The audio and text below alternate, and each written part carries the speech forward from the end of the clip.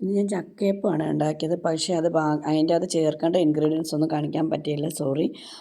ചക്ക, നല്ല പഴുത്ത ചക്ക, പിന്നെ അരിമാവ്, എള്ള്, ശർക്കരയൊന്നും ഇട്ടില്ല കേട്ടോ. ചക്കയുടെ മധുരം തന്നെയായിരുന്നു. പിന്നെ കുറച്ച് തേങ്ങയൊക്കെ ഇട്ട്, പിന്നെ ഏലക്കാപ്പൊടിയൊക്കെ ഇട്ട് നന്നായിട്ട് ഞാൻ കുഴച്ച്, പിന്നെ വാഴയിലക്കകത്താക്കി വെച്ച് എന്നിട്ട് ഞങ്ങൾ അമ്പലത്തിലങ്ങ് പോയി.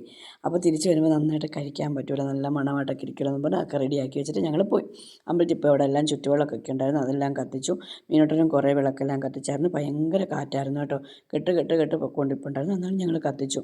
മീനോട്ടന് ഭയങ്കര ഇഷ്ടമാണ് ചുറ്റുവിളക്കൊക്കെ കത്തിക്കുന്നത്, എനിക്കും ഇഷ്ടമാണ്. പിന്നെ ഒരു കാര്യമുണ്ട്, മീനോട്ടൻ ഇങ്ങനെ കത്തിച്ചിട്ട് ആ എണ്ണയില്ലേ അവിടെ ഡ്രസ്സിലോട്ട് തൂക്കും. അങ്ങനത്തെ ഒരു സ്വഭാവമുണ്ട്. അതിന് ഞാൻ അടുത്ത് തന്നെ നിൽപ്പുണ്ട്. ഞാൻ എന്നിട്ട് എൻ്റെ ചുരിദാറിൻ്റെ ലൈനിങ് കാണിക്കുക, അതേ തൂത്തോന്നും പറഞ്ഞുകൊണ്ട് ഞാൻ കാണിക്കുന്നുണ്ട്.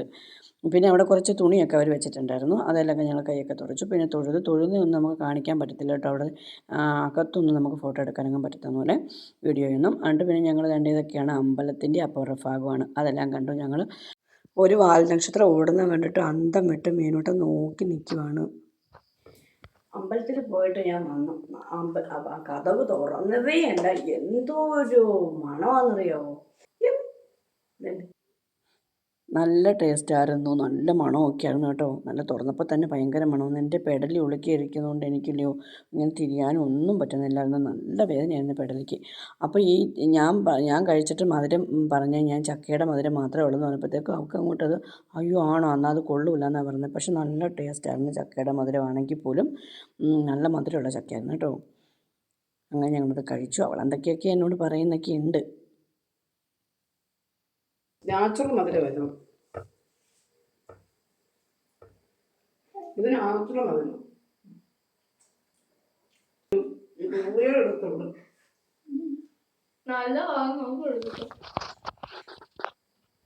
ഒന്ന് ചക്കയപ്പോ